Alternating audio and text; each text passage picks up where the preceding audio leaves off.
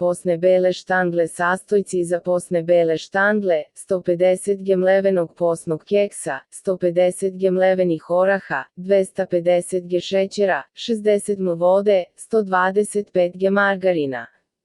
Za glazuru, 250 g šećera u prahu, 25 ml hladne vode, 1 kašika limunovog soka, 30 g crne posne čokolade, 1 manja kašičica ulja. Posne bele štangle se pripremaju na sledeći način: šećer i vodu staviti u odgovarajući sud da se kuvaju. Kada provri i šećer se istopi, kuvati još minut dva, zatim skloniti sa vatre i dodati margarin. Mešati dok se sav margarin ne istopi, zatim dodati keks i orahe.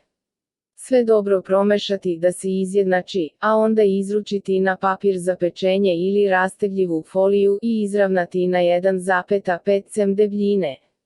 Ostavite 30 minuta na hladnom mestu pre nego što stavite glazuru.